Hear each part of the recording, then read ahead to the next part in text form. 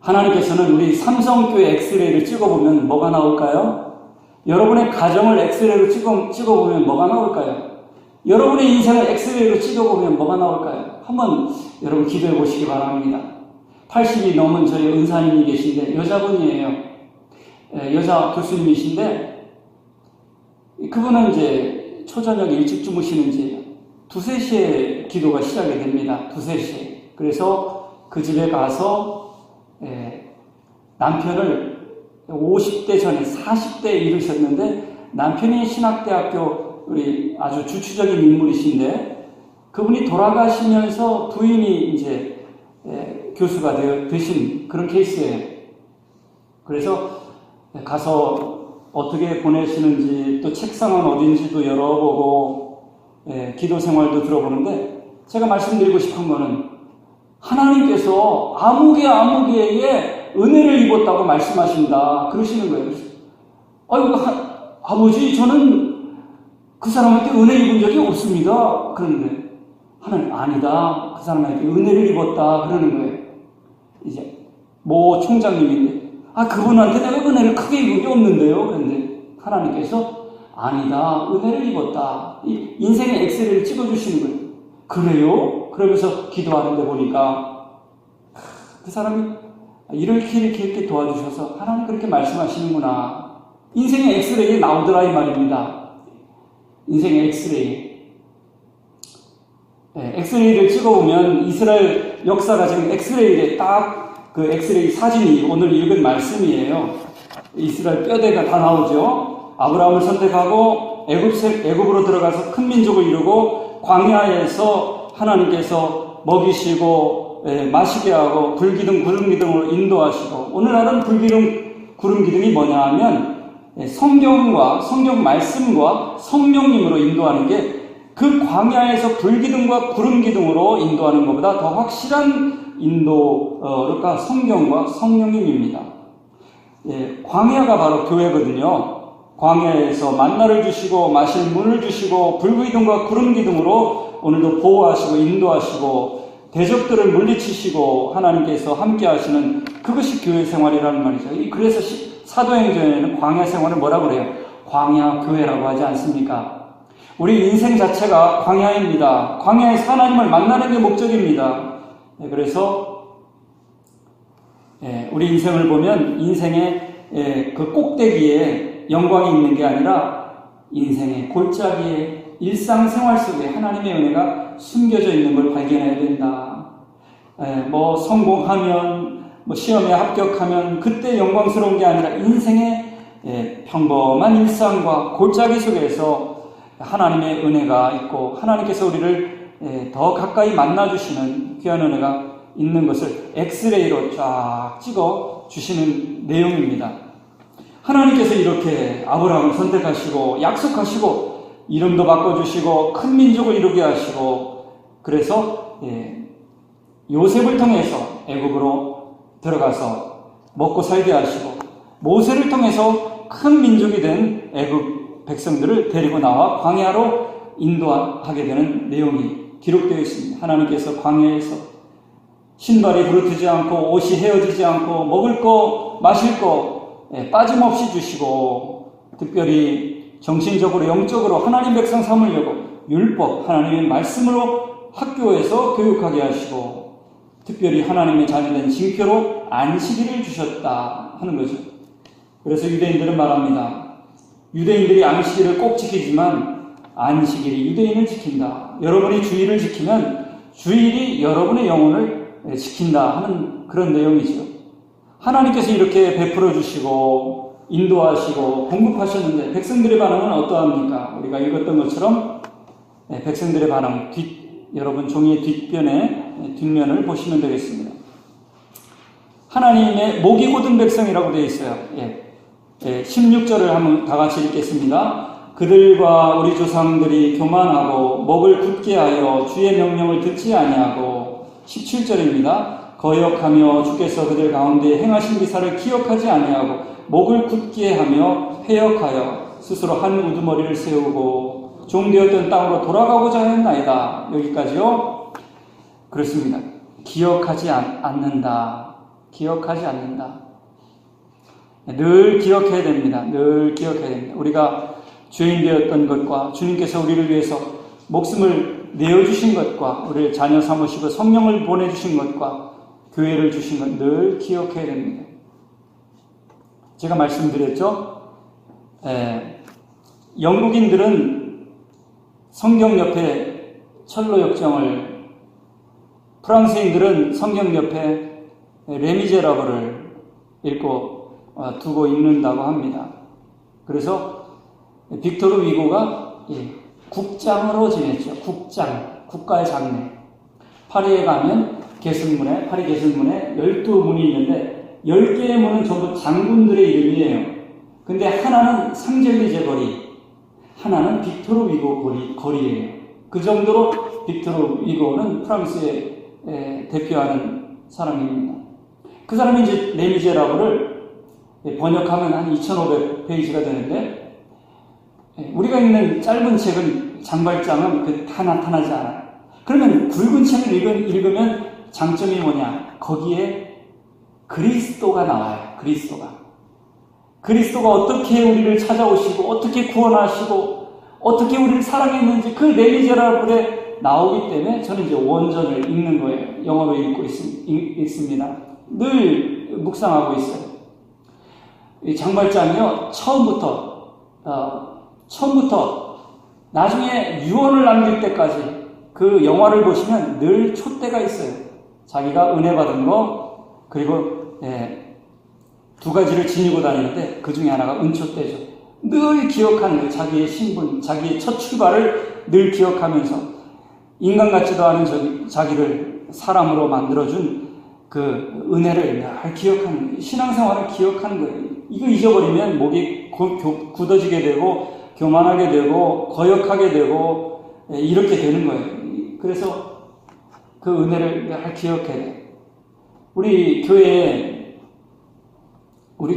이제 중국의 하늘 사시는데 오시잖아요. 권사님하고 안수 집사님 1년에 몇 차례는 꼭 오세요. 저한테 공진당을 약을 만들어서 아주 좋은 거라고 직접 약을 만들어서 오시면서 그러는데 왜 궁금하잖아요. 왜 그렇게 제가 별로 좋아하지도 않는데 그렇게 계속 오는지 사모하고 잘 통해서 오는지 잘 모르겠어요.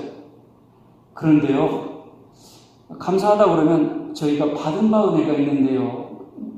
무슨 은혜인가 그랬는데 이분들이 이제 사업이 부인은 이제 교사시고 남편이 사업이 망해서 아주 어려울 때 너무 힘들어 하시고 사람들의 오해도 받고 그럴 때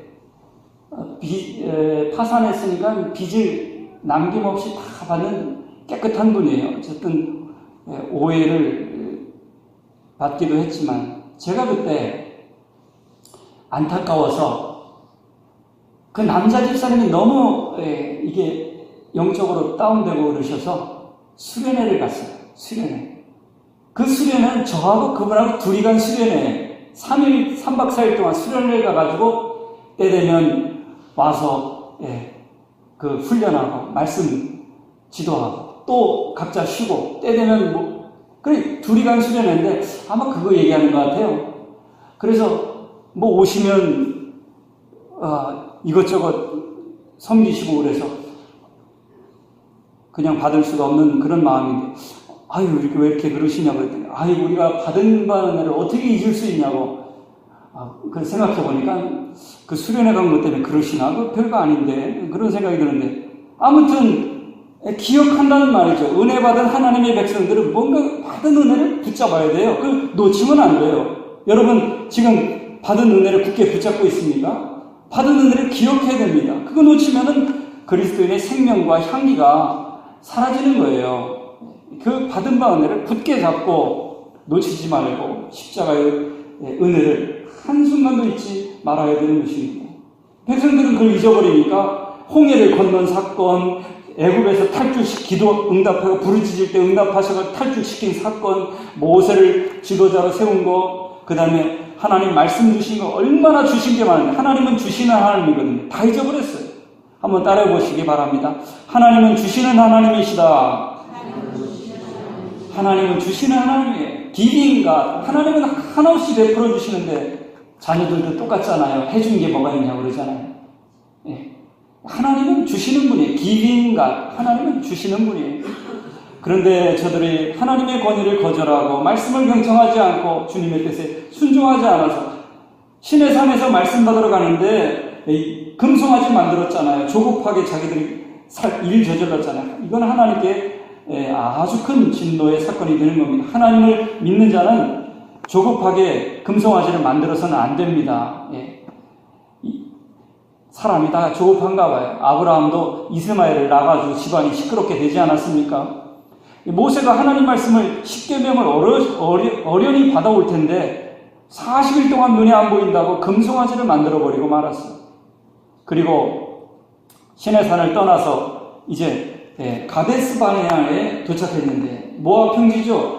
거기서 하나님 말씀대로 들어가면 되는데 그러면 한 달 만에 약속의 땅에 들어가는데 가나안 땅 지도자를 세워야 된다고 그러면서 지도자를 세워가지고 정탐해가지고 한다는 소리가 지도자가 선한 영향력을 미쳐야 되는데 안 된다 10명이나 그렇게 말했으니 하나님께서 어이구 내가 분명히 된다고 약속까지 했는데 저것들이 그 말씀을 완전히 바꿔놨으니 하나님의 마음이 얼마나 아팠겠습니까? 그러냐 너희들이 40일 정탐했으니까 하루에 1년씩 쳐가지고 40년 광야 생활을 하게 되는 겁니다.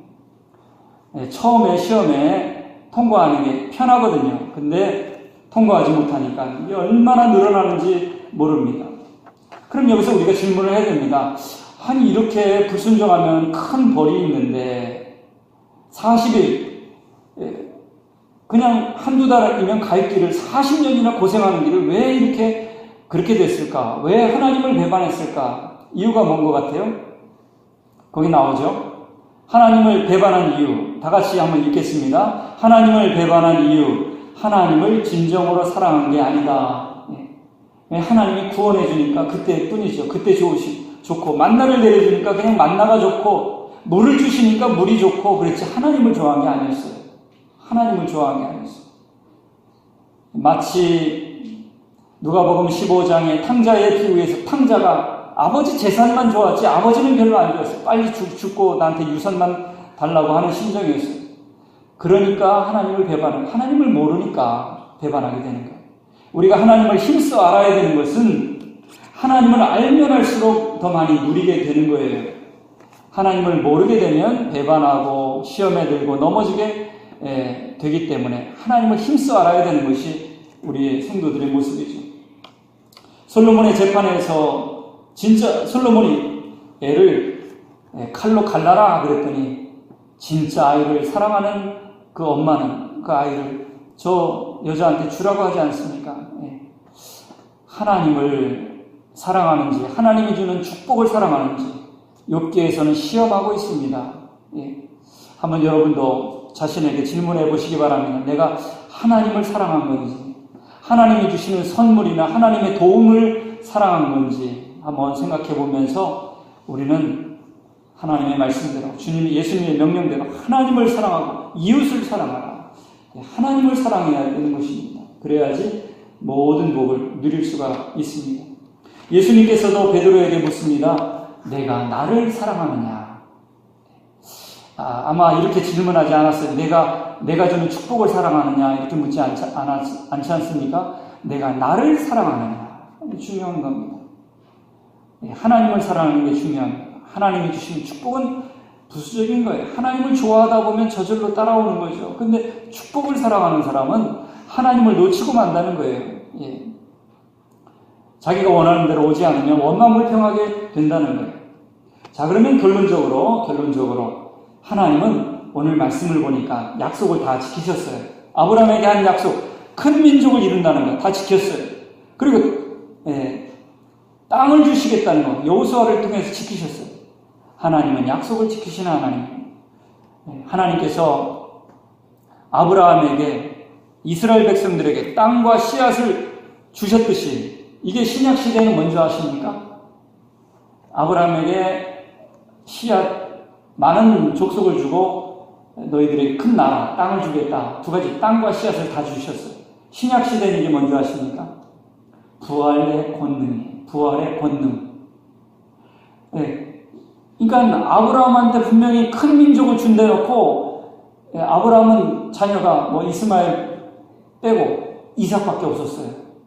무슨 얘기입니까? 우리가 오늘날 볼 때 분명히 하나님께서 축복을 주신다고 그랬고 하나님 나라를 유업으로 주신다고 그랬고 부활의 권능을 주신다고 그랬는데 잘 안 보여요. 교회 예배 드리는 것 정도밖에 안 보여요. 이삭, 우리한테 있는 건 이삭밖에 없는 것 같아요. 근데 하나님은 큰 민족을 주시고 가나안 땅을 아브라함에게 주었던 땅을 다시 돌아와 차지하게 하지 않았습니까? 그게 바로 신약에서는 성령님과 부활의 능력이에요. 그것이 실제로 구약에서 이루어졌던 것처럼 신약에도 성도님들에게 성령의 권능으로 부활에 이르게 되는 것을 약속하고 있습니다. 구약에서 이루어졌기 때문에 하나님은 그 약속을 지켰기 때문에 우리를 죄와 사망과 사탄의 권세에서 구원하시고 부활의 소망으로 주신다는 약속이 허황된 근거 없는 게 아니에요. 그래서 하나님은 그 약속을 지키신다는 거예요. 그리고 하나님의 나라를 완성하신다는 약속을, 그 목적을 성취하셨던 것처럼 신약 시대에도 성취될 것을 믿습니다. 근데 여기서 중요한 것은 사람들이 불순종하든지 순종하든지 하나님은 어떻게 해요? 약속을 지키셔야 해요. 이게 중요합니다.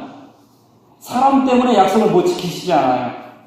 그러면 여기서 교훈을, 빈칸을 우리가 살펴보겠습니다. 뭐 하면 축복을 받고 뭐 하면 축복을 놓친다? 이번에 노예 모임에 갔는데 어떻게 이제 노회장님과 대화를 하는데 그래요. 목사님, 신앙생활 간단하지 않습니까? 축복하면, 순종하면 축복받고, 불순종하면 저주받는다. 그거 아닙니까? 그래서 제가 까우뚱했어요. 왜냐하면, 구약에 이제 강조되는 거죠. 신명기 이야기입니다. 그래서, 그런데 우리 믿는 사람은, 불순종해서 순종의 자녀가 되었다는 것이기 때문에 이미 저주의 길은 가지 않습니다. 주님을 알면 알수록 더 주님의 뜻이 이루어지도록 기도하며 순종하는 것이죠. 그래서 백성들이 원망하고 불평하고 죄를 짓든 하나님의 나라는 다 약속대로 이루어지는 일, 이게 중요합니다. 순종하면 축복받고 불순종하면 축복을 놓친다. 이것들을 이스라엘 역사에서 보여주는 하나의 교훈입니다. 사람들의 순종과 불순종을 떠나서 하나님의 목적은 반드시 어떻게 됩니까? 성취되고 하나님께서 영광을 받으신다 하는 겁니다. 그러니까 사람 때문에 목적이 이루어지지 않거나 그러지 않습니다. 이게 놀라운 사실이라고 생각이 됩니다. 근데 이스라엘 백성들이 왜 이런 실수에 빠지고 죄에 빠지고 하나님의 축복을 놓쳤을까요? 이 질문과 대답을 하고 마치도록 하겠습니다. 문제점을 우리 다 같이 한번 읽겠습니다. 하나님께서 그들을 향하여 품고 계신 영광스러운 목적을 잊어버렸다. 그렇습니다. 하나님께서는 여러분 개인을 향한 선하신 계획을, 목적을 가지고 계십니다. 여러분의 가정과 우리 교회를 향한 하나님의 목적을 가지고 계십니다. 이것을 늘 묵상해야 됩니다. 이것을 놓쳐버릴 때 저들은 잘못된 길로 가고 말았고 사명을 잃어버리고 말았습니다. 하나님의 백성들이 그 눈앞에 보이는 거, 먹는 거, 입는 거 이런 거 가지고만 따졌기 때문에 저들이 하나님의 약속을 바라보고 멀리 하나님의 나라를 바라보지 못했다. 요즘에 교회론을 하고 있지 않습니까? 이 교회가 그리스도의 머리고 그리스도의 신부이고 하나님의 하나님 나라의 전초부대라는 걸 너무 거리가 먼 이야기 같지만 그것을 바라볼 때 우리가 교회를 바르게 세워갈 수가 있는 것이다. 지금 이제 교회를 세워가는 과정에 거푸집이 있지 않습니까? 옆에다 철판도 되고 쇠도 되고 교회가 보면 온전하지가 않아요. 그러나 하나님 나라의 성경의 설계들을 보면서 교회를 섬기다 보면 하나님 나라가 주님 오실 때 교회의 모습이 완전하게 영광스럽게 드러나는 그 목적을 바라봐야 한다는 거죠. 어떤 분들이 양의 목장에 갔어요. 양들이 귀엽다. 그러면서 그럽니다. 그랬더니 친구가 하는 얘기가 양들이 그렇게 못됐대. 무슨 얘기인가 했더니 겨울에는 그렇게 추운데 혼자 있고 여름에는 그렇게 더운데 그냥 바짝 붙어 산대. 왜 그런데? 겨울에는 따뜻하게 하면 안 되니까, 여름에는 저놈이 시원하면 안 되니까, 겨울에는 그렇게 혼자 추운데 따로 있고, 여름에는 그렇게 붙어 있대요. 아주 상대방이 잘 되는 꼴을 못 본대요, 양들이.